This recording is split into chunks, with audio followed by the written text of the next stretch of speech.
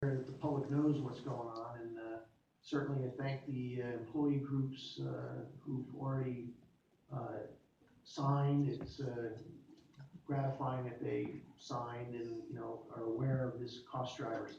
One other thing I'd like to propose, now that we're talking about this, several meetings back, a few months ago, I asked that we look at a coin ordinance which makes these negotiations more transparent. So I'd like to make a motion if we can have the city attorney bring that forward for discussion on the next agenda item, sometime by April or so, that we would talk about this transparency and this negotiations through an ordinance like this and see if it's something we want to adopt. And I'll second that. We'll look at the coin ordinance. Yes. Thank you. Thank you, Jen.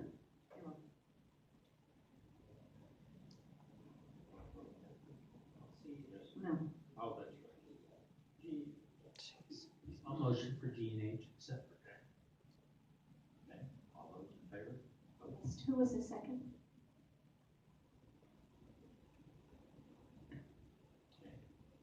Okay. Unanimous. Okay. On we go. Public hearings, none. Council committee reports, police and fire.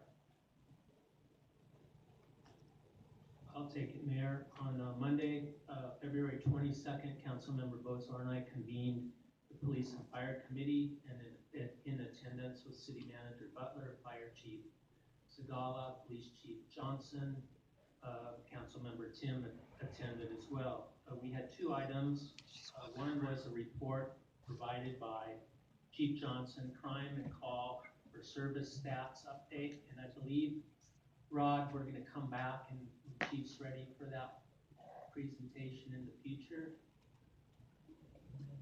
Do you have the information tonight, Chief, that you could go over, or do you want to? The Councilmember Felipe's right. We talked about doing that at a future meeting, I believe. Yeah, I wasn't expecting it this evening, but you're ready.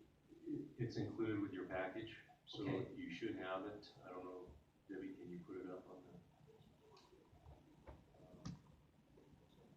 And then the second item Chief covered was the alcoholic beverage control and conditional use permit guidelines. The meeting lasted about 45 minutes and there were no members of the public present. Glenn, did you have any questions? No, you covered it all. I have a question. Thank you, Chief. Yeah, since I attended, I talked to Chief Johnson and wrote about it, and a lot of people have commented on the stats, and I asked Chief Johnson if he would go through some of the stats. I think it's really important for the citizens to hear the report, especially the crime stats and why. As you said, I think a lot of people did, you talked about this at the City Planning Commission meeting, and it was there that a lot of people were talking about the drastic uptick in part-one crimes. But I know we have this in every town. So can you go over a few stats, and can you also talk about why there's an uptick in crime here in Upland? And why do you think? Sure. Mayor, City Council, City Manager, City Attorney, and residents. As I talked about this, I think it was probably two Police and Fire Committees sessions ago, I was asked by Councilmember Felipe and Councilmember Bozar about the crime stats, and I told them that based on my discussions with the city manager, we felt it was important to provide a report to the community and to the council about just what's happening with crime and just really calls for service and the demand on police resources. So we put together a report. It's pretty self-explanatory. It just really kind of talks about the different crime stats, and I'll go through that just briefly. If you look at page 2, what you'll see is in the first graph that's basically on the top left, and those are what we call the part 1 crimes. Those are the ones that we report annually to the FBI. Those are the most serious crimes that are reported.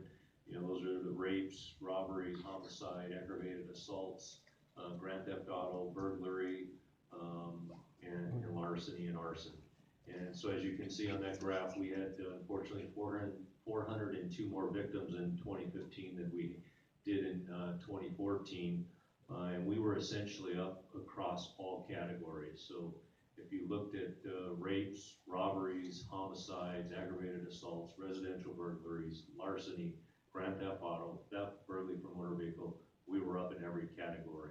And then when you averaged it out, we were up about 18% year to date. And again, that was 402 more victims.